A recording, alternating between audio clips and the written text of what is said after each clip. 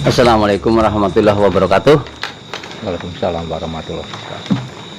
Selamat malam buat teman-teman Omah Independen Kebumen. Ya, kita berjumpa lagi. Alhamdulillah malam hari ini kita pakai backgroundnya itu di warung. Nah, di warung kedai ya. Oke, kedai gini. Masih bersama Kang Bayu Ikhtiar. Ini dari independen, insya Allah dia kita mau alternatif ya. Kita tunggu partisipasi teman-teman yang lain. Iya, iya, artinya gini ya, saya sambil mempopulerkan independensi sampean sama Kang siapa namanya tuh, Solihuddin itu ya, yang mudah-mudahan nanti bisa menjadi alternatif pilihan itu di Pilkada Kebumen tahun 2024 yang akan datang, yang mudah-mudahan nanti diselenggarakan kalau tidak salah itu awalnya bulan November, kayaknya maju menjadi 17. September ya, September atau Oktober itu September ya, September.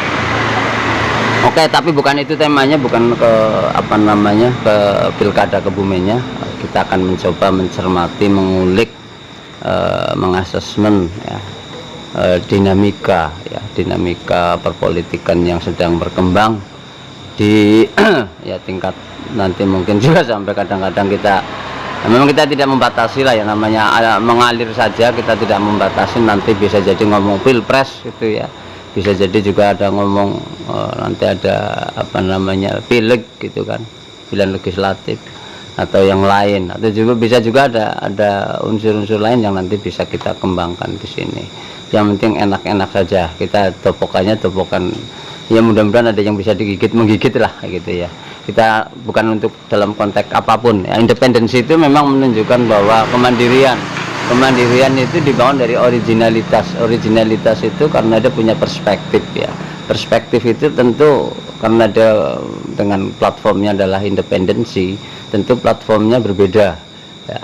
Kenapa mesti berbeda ya, karena memang dia hadir, independensi itu hadir dari ada dinamika yang dipandang sesuatu hal itu bagi dia tidak mungkin belum sesuatu hal yang idealisme gitu ya.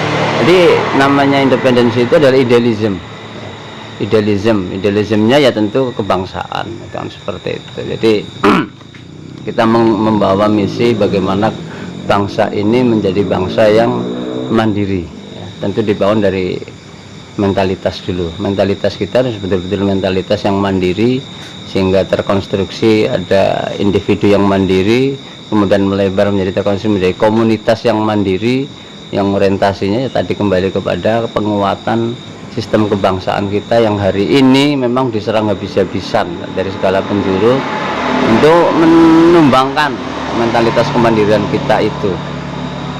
Banyak hal yang sebenarnya ini prolog lah ya. Ini prolog dulu ya Kang Bayu ya. Ya. Agak panjang dikit nih, mohon maaf ya.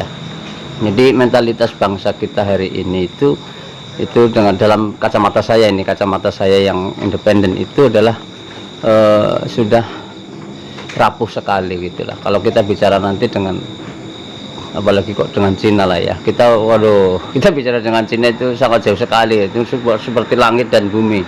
Kalau mereka itu mentalitas kebangsaan mereka itu tidak ada duanya.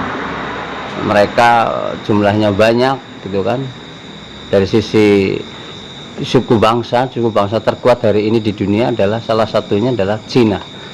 Itu karena memang dia punya mentalitas yang sangat luar biasa. Coba dipelajari aja itu tentang mental orang-orang Cina, itu sangat luar biasa mandirinya. Banyak di YouTube di medsos itu banyak sekali. Kita tidak dalam konteks untuk membandingkan, tapi kita memang harus belajar ya. Kita punya kekayaan sebesar ini, kalau tidak dikelola dengan kemandirian sampai hari ini itu kan masih belum bisa kita itu membangun bangsa ini melalui negara ini, belum bisa mandiri sampai hari ini karena kita masih mengelola atau mengeksplorasi kekayaan alam kita itu masih tergantung dengan negara lain itu, seperti itu. Sehingga kita harus berbagi itu tentu karena mereka punya keahlian, mereka juga ada bagi hasil itu tentu tidak mudah bagi kita untuk istilahnya untuk bargaining gitu kan, karena kita lemah. Kalau kita punya sendiri tentu berbeda atau kita punya tandingan yang bisa untuk masuk ke itu, pasti tentu kita harga diri kita itu kan lebih tinggi lagi seperti itu di tingkat tenaga ahli itu kan seperti itu. Kita sekarang bicara di akar rumput. Di akar rumput itu sudah Masya Allah itu ya, kalau menurut saya itu sudah, kalau saya itu istighfar lah ya, saya sedih gitu ya melihat dinamika akar rumput dalam konteks mentalitas berbangsa hari ini. Memang saya sedih ya, bukan dalam konteks membandingkan gitu. Ada penurunan terus, penurunan mentalitas. Saya nggak tahu nih apa sebabnya itu kan ya, barangkali nanti dari Pak Kang Bayu itu bisa menceritakan apa sih sebabnya yang sampai hari ini itu kita itu bergantung banget itu sama yang namanya uluran tangan gitu ya. Kalau dulu itu kan di level atas yang sebenarnya seperti itu.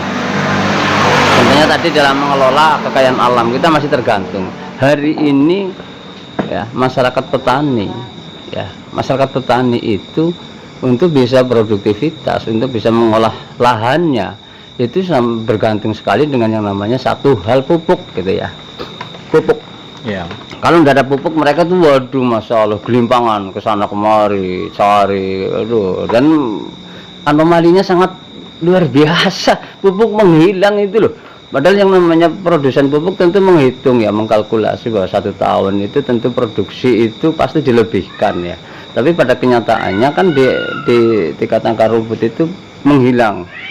Kalaupun ada itu sudah ketemunya angkanya luar biasa tinggi, gitu kan seperti itu. Ini realita ya, kita bahas realita yang ada terjadi di sekitar kita.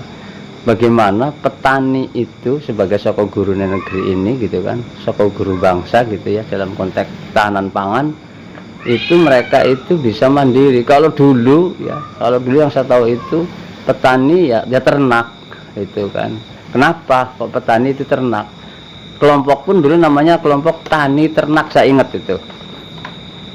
Karena ada filosofinya. Kenapa? Pasti dari untuk membangun kemandirian petani itu ya dari ternak tadi itu. Kenapa? Pupuknya, komposnya, otomatis dia tidak membutuhkan pupuk kimia. Dulu Ya. sebelum 83 itu kita itu memang belum swasembada pangan era itu. Karena memang konteksnya itu dalam membangun ketahanan pangannya itu adalah dengan filosofi sendiri, yaitu tani ternak. Tani ternak itu filosofinya orang dulu itu. Jadi mereka belajar mandiri dengan apa yang ada di sekitarnya untuk menjadi pupuk.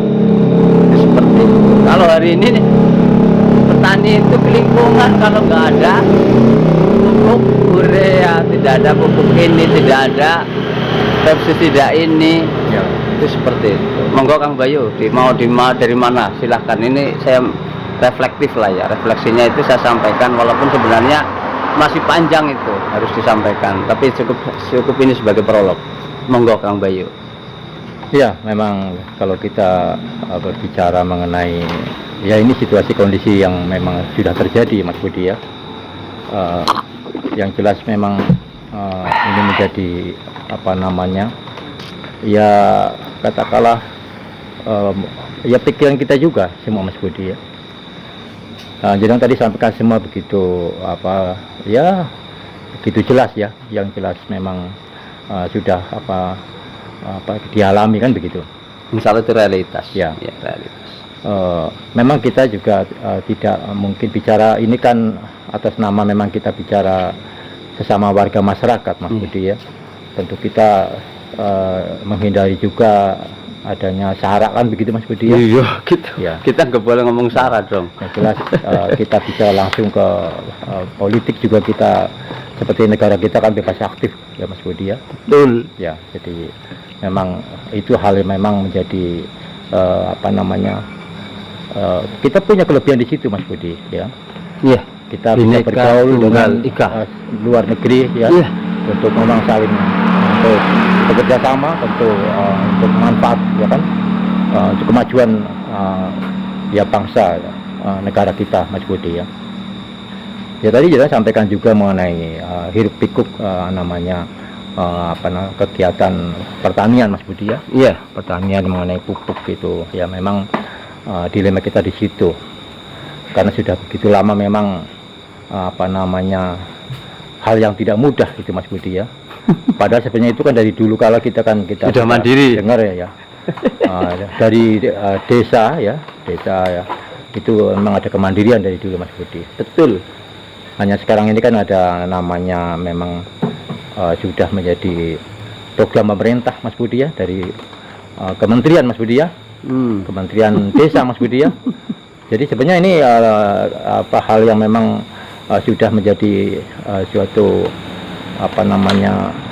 ya harapan kita supaya memang desa-desa ini supaya bisa katakanlah untuk untuk kemandiriannya yang lebih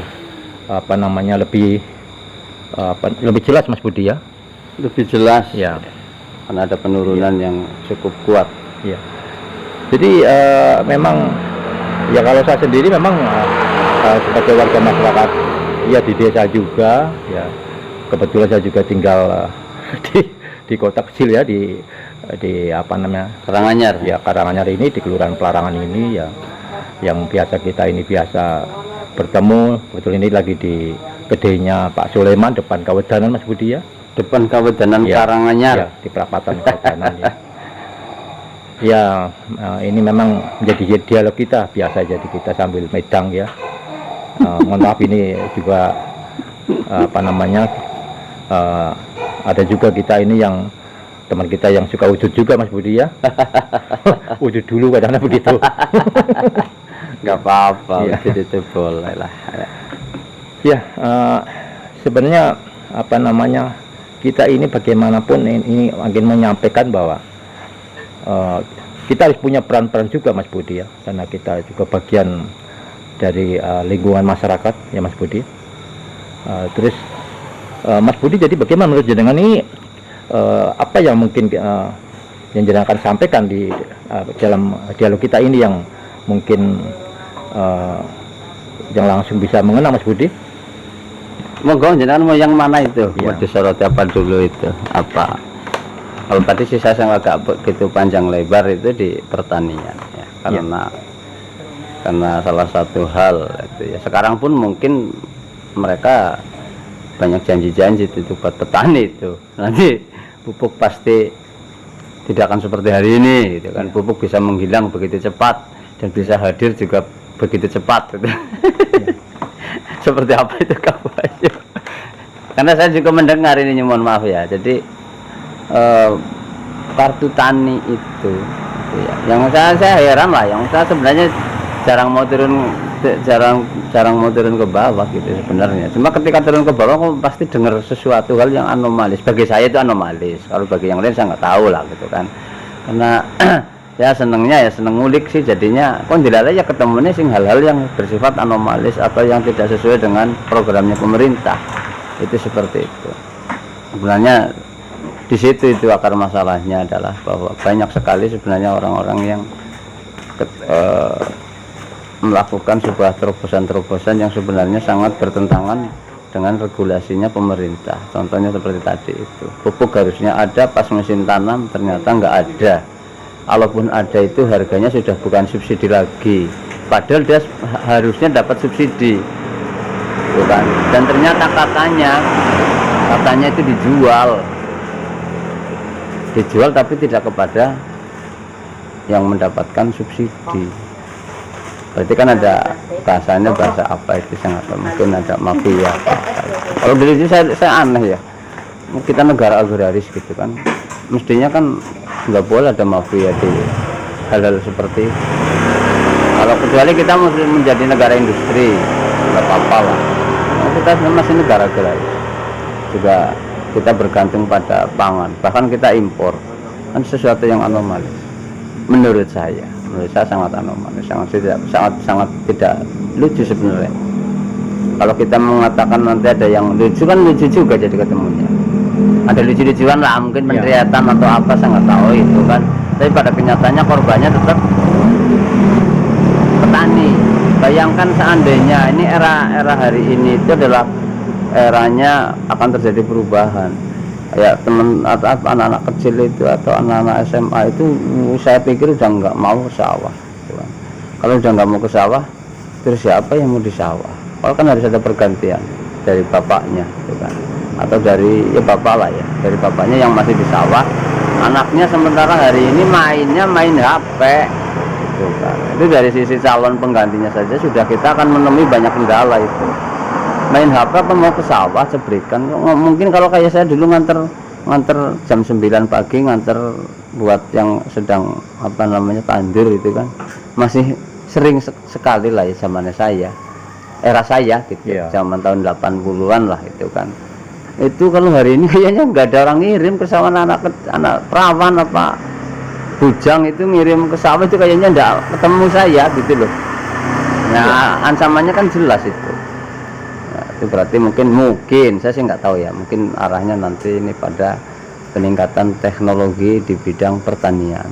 Mungkin nanti pemerintah mengasesmen akan ada paradigma baru dalam pengelolaan pertanian. Itu teknologi pertanian nanti akan mulai masuk karena eranya sudah seperti itu kan seperti itu. Kalau di Kebumen malah itu ada yang memang termasuk cerdik ya, dia bikin traktor pakai remote tapi ya itu termasuk luar biasa. Itu artinya dia mencoba melakukan sesuatu terobosan yang memang inovatif, itu bagus ya.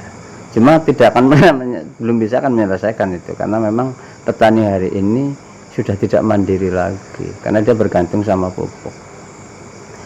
Kalaupun pupuk ada, itu dosisnya per tahun pasti naik karena mematikan unsur hara tanah.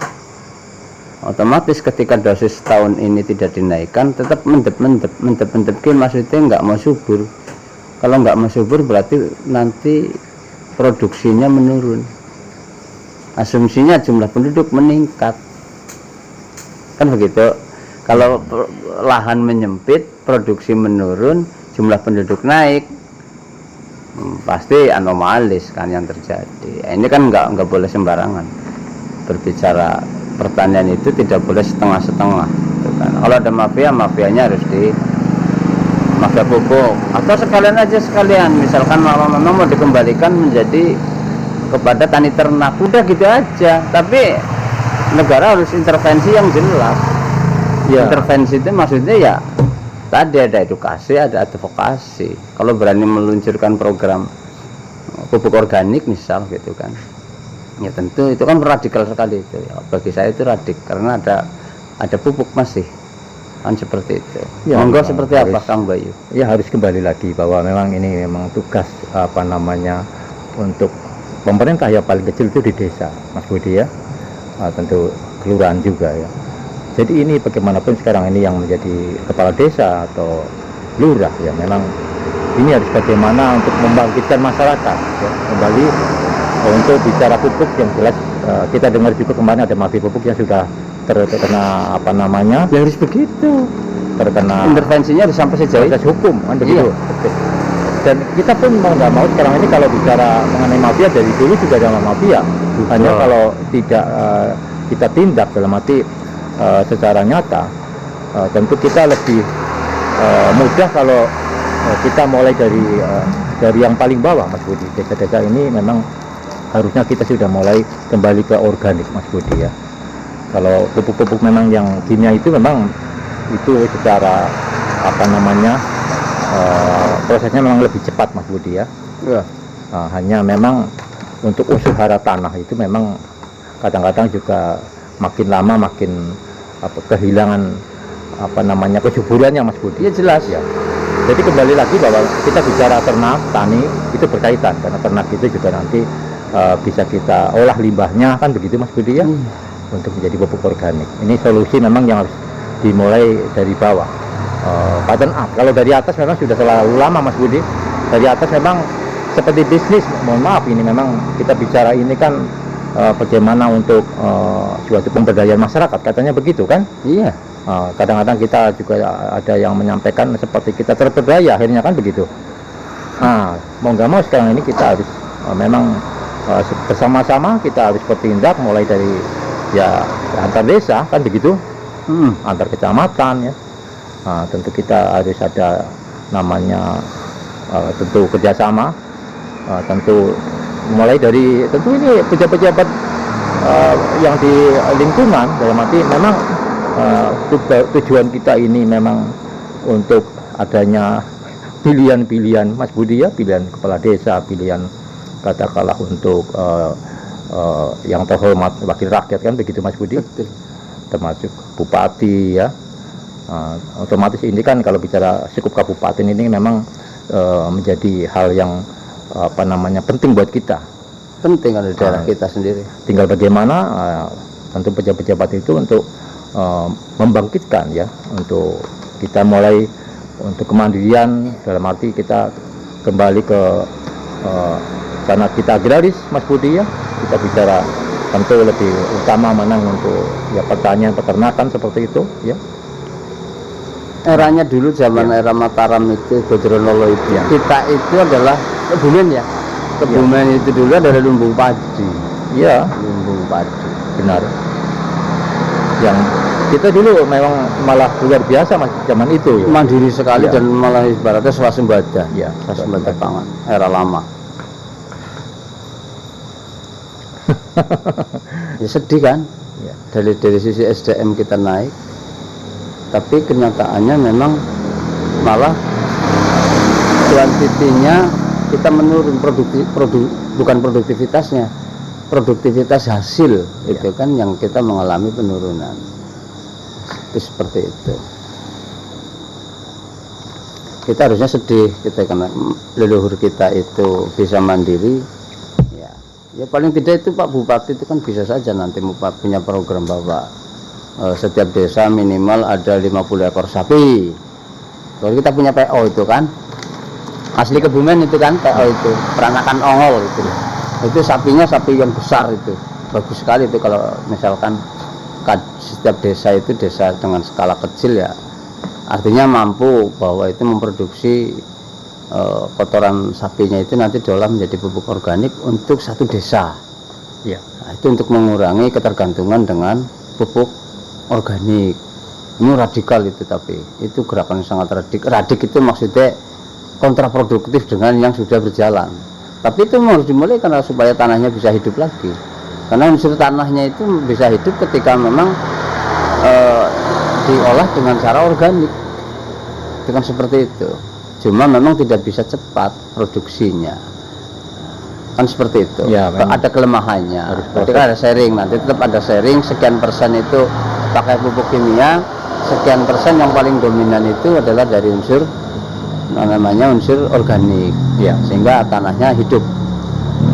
Jangan sampai kita dolim lah pada tanah itu. Bahasanya kalau seperti itu kan udah kita masih dolim ini ya. Mau lanjut Kang Bayu.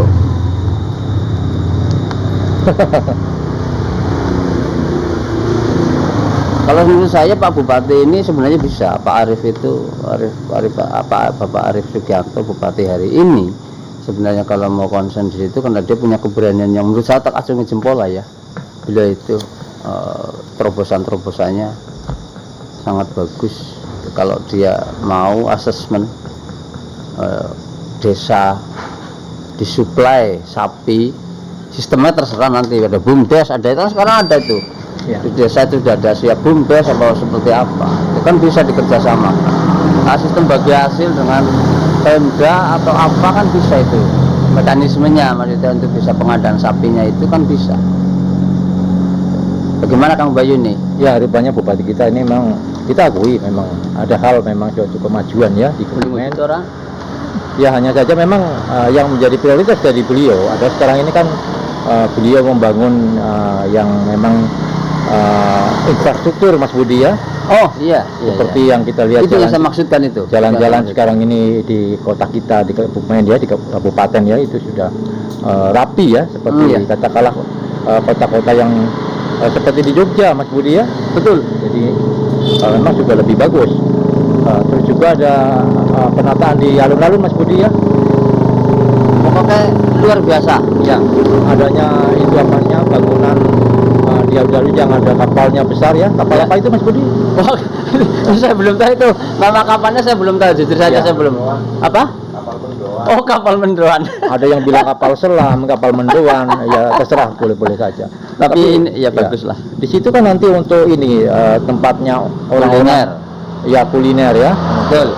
Memang tempat yang memang untuk menampung di situ ya pedagang-pedagang ya, kaki lima tadinya ya, kaki lima di alun-alun. Mungkin itu seperti ya, itu. jadi lebih rapi, lebih katakanlah memang lebih terkoordinasi begitu Mas Budi ya. Betul. Ya. Tersentralistik lah. Ya, kita akui. Hanya saja memang ini yang belum bisa kita lihat atau saya sendiri belum dengar adalah bagaimana sekarang untuk beliau itu untuk langsung di desa-desa membangkitkan ya, dalam arti untuk kegiatan pembangunan desa Mas Budi. Iya. Yang jelas terutama memang kita pertanian, tentu peternakan Mas Budi ya, itu yang memang kita sebenarnya butuhkan sekali. Kebutuhan primer kita itu kan pangan, sandang, papan. Ya. Kalau udah salah itu loh di pelajaran ekonomi ya. Ya. Benar. Ya. Jadi pangan harus tersedia dulu. Makanya bahkan ketahanan pangan itu kan. Iya, maka sekarang memang kalau kita lihat ya kita kan nggak pungkiri jadi kebumen sudah ada yang menyampaikan dan di sana tulisannya Manglingi Mas Budi ya. Manglingi. Memang kalau saya sendiri sebenarnya melihat itu juga termasuk katakanlah hal yang memang bagus juga ya Mas Budi. Tapi ini yang lebih utama bagi saya adalah sekarang ini kita bicara mengenai untuk di desa, tentu di seluruh desa kita kan banyak Mas Budi. Desa kita kan 460 Mas Budi ya. 460. Ada 11 kelurahan. Ya. 11 kelurahan kalau tidak salah. Tentu ini adalah hal kekuatan potensi yang luar biasa Mas Budi. Potensi. Memang ini yang perlu terus harus katakanlah mungkin sudah ada program-program di desa ya, tapi kelihatan yang katakanlah begitu maksimal belum Mas Budi ya. Ya sampai hari ini ya sebenarnya sudah, cuma stepnya sendiri-sendiri. Ya. Di pertanian ya kita sudah cukup bagus, saluran irigasinya ya itu sudah diperbaiki. Itu air kan sangat penting. Ya termasuk bangunan jalan-jalan desa juga ada ya. Ya itu rutinitas biasa Mas Budi ya. Yang utama yang tadi Jeng sampaikan, jadi pangan papan ya.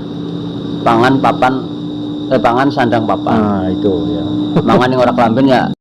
Itu yang memang menjadi katakanlah begitu penting Mas Budi. Ya ini kan memang sudah berapa tahun ini sudah namanya beliau periodenya sudah sampai 4 tahun, sudah 3 tahun lebih ya. 3 tahun lebih. Ya. Habis ya? Kapan Pak Bupati habis nih? Ya memang ini adanya pemilu kepala daerah yang serentak ini Mas Budi ya. Oh berarti ini tidak bisa ya? tidak bisa sampai full 5 tahun. Iya. Jadi mungkin ini sudah mulai nanti ada namanya proses untuk persiapan pilihan bupati lagi Mas Budi. Ya saya harapkan jenengan nanti Dewi Independen itu salah satunya. Itu ya. Salah satunya itu menginisiasi itu Kang Bayu. Jadi ya. Ini kan kalau bangunan infrastruktur di kota dan di desa itu sudah memadai lah ya, sudah memadai dan cukup bagus lah sebenarnya. Itu Kebumen lah ya, itu tidak ada salahnya melingik dikit lah. Melingik, bahasa melingik kan nggak ngelongok kan beda ya. Kalau ngelongok kan besar ya, porsinya besar ya. Melingik dikit tentang pertanian itu, kalau menurut saya itu penting di asesmen tadi itu, kemandirian pupuk itu kan bagi petani itu penting sekali. Seandainya tidak ya memang kalau pemerintah harus menyediakan pupuk itu yang lebih besar lagi, karena pastilah itu pasti jangan hitungan luasan tanah hari ini itu seperti kemarin, karena tadi sudah disampaikan kalau tanah kemarin misalkan 100 ubin itu 10 kilo cukup, pasti tahun depannya itu harus naik karena tanahnya kesuburannya menurun gitu kan. Karena tanah menurun otomatis saya namanya petani nggak mau rugi lah gitu kan. Petani kan nggak mau rugi, artinya nggak mau rugi itu produksinya nggak mau menurun, maka dia pasti menaikkan dosisnya. Kalau dosisnya naik otomatis kan ketersediaan dari sana itu kan asesmennya harus seperti itu tadi. Kalau kemarin cukup, tahun besok pasti nggak cukup, karena semua petani hampir sama cara berpikirnya, sudah praktis. Praktis itu artinya orang nanam pupuk kimia mereka itu mesti marah dalam konteks, maksudnya marah dalam konteks itu ya mau petani ya marahnya nang mburi dopokannya kalau tangga kiwe tengen lah, kan seperti itu. Nggak mungkin berani demo ya nggak mungkin, itu kan seperti itu. Iya, semoga juga itu nanti bisa dibenahi mengenai masalah perpupukan yang memang menjadi dilema kita Mas Budi. Tapi yang jelas kita untuk bagaimana mensiasatinya atau katakanlah preventifnya, sekarang ini kita mencoba bagaimana untuk mengolah pupuk organik, Mas Budi. Harus. Ya. Itu harus ada Itu yang menunjukkan kemandirian petani. Bisa kita sikapi di situ, Mas Budi. Ya, kalau ini kan kalau kemandirian petani itu bisa diinisiasi oleh Pemda.